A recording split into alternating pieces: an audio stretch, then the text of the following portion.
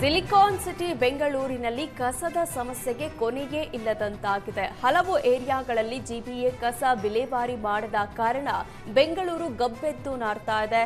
ಕಸ ತೆಗೆಯದೆ ಜಿಬಿಎ ವಿರುದ್ಧ ರೊಚ್ಚಿಗೆದ್ದ ಕೊತ್ತನೂರು ದಿಣ್ಣೆ ಗ್ರಾಮಸ್ಥರು ಇಂದು ಜಿಬಿಎ ಕೇಂದ್ರ ಕಚೇರಿ ಬಳಿ ಜೆಸಿಬಿಯಲ್ಲಿ ಕಸ ತಂದು ಸುರಿದು ಆಕ್ರೋಶ ಹೊರಹಾಕಿದ್ರು.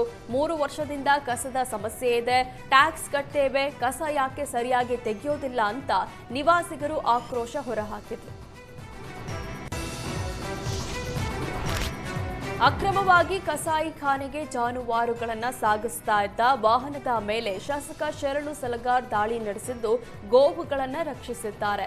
ಬಸವ ಕಲ್ಯಾಣ ತಾಲೂಕಿನ ಮಂಟಾಳ ಗ್ರಾಮದ ಚಿಟ್ಟಾ ಕ್ರಾಸ್ ಬಳಿ 3 ಗೂಡ್ಸ್ ವಾಹನಗಳಲ್ಲಿ ಅಕ್ರಮವಾಗಿ ಜಾನುವಾರುಗಳನ್ನು ಸಾಗಿಸಲಾಗ್ತಿತ್ತು.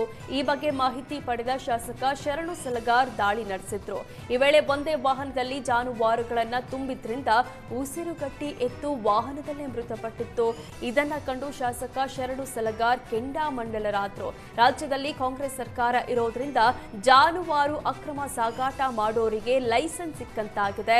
ಹೊಟ್ಟೆ ತುಂಬಿಸಿಕೊಳ್ಳಲು ಬೇರೆ ಕೆಲಸ ಮಾಡಿ ಮೂಕ ಪ್ರಾಣಿಗಳನ್ನ ಕೊಲ್ಲೋದು ಎಷ್ಟು ಸರಿ ಅಂತ ಸಲಗಾರ್ ಆಕ್ರೋಶ ಹೊರಹಾಕಿದ್ರು. ಬಳಿಕ ಅಕ್ರಮವಾಗಿ ಜಾನುವಾರು ಸಾಗಿಸ್ತಾ ಇದ್ದ ದಂಧೆಕೋರರ ವಿರುದ್ಧ ಮಂಟಾಳ ಪೊಲೀಸ್ ಠಾಣೆಯಲ್ಲಿ ಶಾಸಕ ಸಲಗಾರ್ ದೂರು ಕೊಟ್ಟಿದ್ದಾರೆ.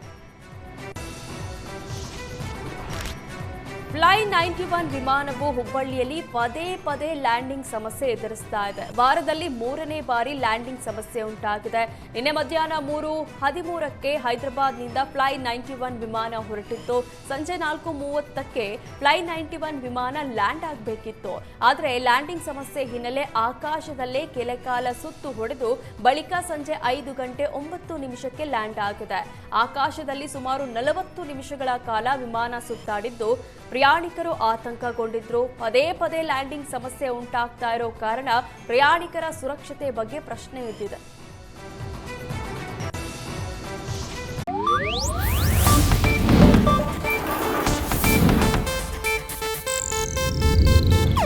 ಇದು ಏಷ್ಯಾನೆಟ್ ನ್ಯೂಸ್ ನೆಟ್ವರ್ಕ್ ಪ್ರಸ್ತುತಿ.